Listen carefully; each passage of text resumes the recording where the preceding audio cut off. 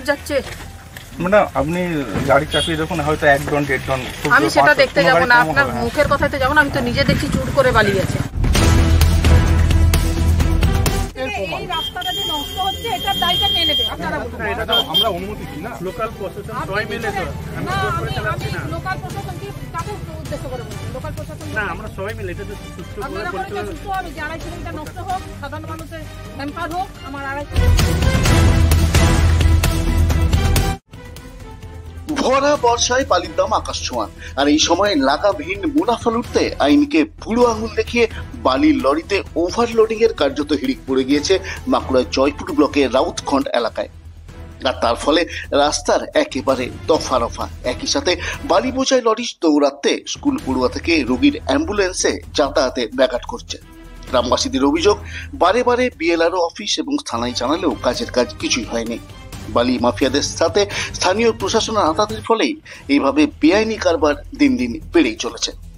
মঙ্গলবার খোদ বাঁকুড়া জেলা পরিষদের সভাধিপতি ঘটনাস্থলে গিয়ে ওভারলোডের বালি বোঝাই লরি চিহ্নিত করেন এবং এই লরি দৌড়াতে রাস্তা বেহাল হয়ে পড়ায় তিনি ক্ষোভ চেপে রাখতে পারেননি। স্থানীয় বিএলআরও এবং ওসিকে তলব করেন। তবে কার্যত বিএলআরও স্বীকার করে নেন যে লোকাল প্রশাসনের মদতেই এসব হচ্ছে। জেলা বা রাজ্য নয়, এখানে লোকাল প্রশাসনই শেষ কথা, তা তিনি হাবে ভাবে বুঝিয়ে দেন সভাধিপতিকে।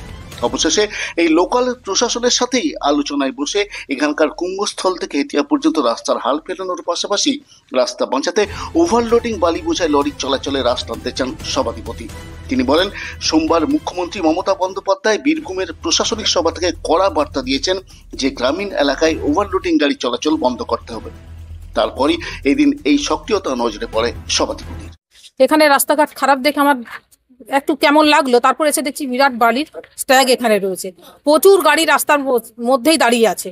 যাত্রীদের অসুবিধা, যারা রাস্তায় চলাচল করছে তাদের পক্ষে অসুবিধা, তারা যে চলাচল করতে অসুবিধা ভোগ করছেন তারাও জানালেন। আমি দাঁড়িয়ে পড়ছে এখানে দেখলাম যে কি অসুবিধা আছে সেখানে। এখানে সবচেয়ে মূল সমস্যা হচ্ছে রাস্তার মধ্যে গাড়ি দাঁড়িয়ে থাকে, ওভারলোড গাড়ি।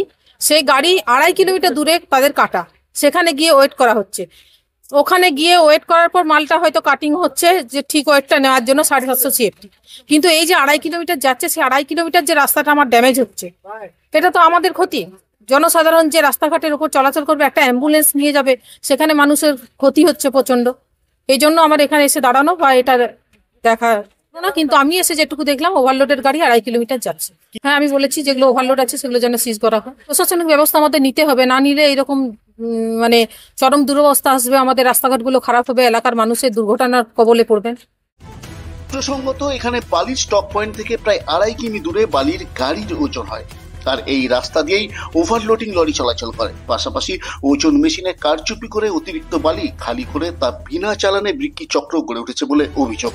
আর এর জেরে ভুগছেন গ্রামের আমজনক। হ্যাঁ, ওভারলোড আমি চলে যে 2-2.5 কিলোমিটার ওখানে যে টিয়ার করার পর তারপরে ওরা গাড়িটা নেই। হ্যাঁ, ওভারলোড চলে। আমরা জানলো, আমরা ওই বালির দিকে বলার মতো আমাদের। হ্যাঁ, সকাল থেকেই চলে। হ্যাঁ, সমস্যা তো হয়, জনগণের সমস্যা হয়।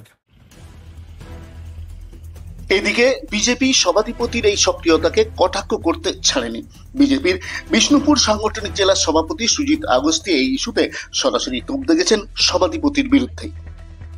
মাননীয় জেলা সভাধিপতি রাউতখন্ড, জয়পুর ব্লকের রাউতখন্ড এলাকায় গিয়েছিলেন বালির গাড়ি পরিদর্শন করতে। বর্ষাকাল, ভাগবাটোয়ারা কম পেয়েছেন, ঠিক মতন পয়সা পৌঁছায়নি, তাই দিদি আজকে রাস্তায় নেমে রাস্তা খারাপ হচ্ছে। তো দিদিকে আমি অনুরোধ করছি, শুধুমাত্র রাউতখন্ড কেন, সারা বাঁকুড়া জেলাতে যেভাবে বালির ওভারলোডিং গাড়ি চলছে, অবৈধ বালি চলছে, আপনি কি এতদিন জানতেন না? না জেনেও চুপচাপ ছিলেন? ভাগবাটোয়ারা ঠিক ছিল, এখন ভাগবাটোয়ারার অসুবিধা হয়েছে, তাই মানুষের কথা বলে রাস্তায় নামতে যাচ্ছেন। পশ্চিমবাংলায় সারা রাস্তা, গ্রাম বাংলার রাস্তা ভেঙে পড়ে আছে, আপনাদের সেদিকে ধ্যান নেই। ধ্যান আছে বালির গাড়িগুলোর পয়সা আসেনি, তাই আজকে বালি পরিদর্শনে গিয়েছিলেন, বালির পাহাড় দেখতে গিয়েছিলেন। এখন দেখার শেষ পর্যন্ত স্থানীয় প্রশাসন এবং বালি কারবারিদের মধ্যে আঁতাত ভেঙে এখানে আইনের শাসন প্রতিষ্ঠিত হয় কিনা, সেদিকেই নজর রইল সবার, তা বলাই বাহুল্য।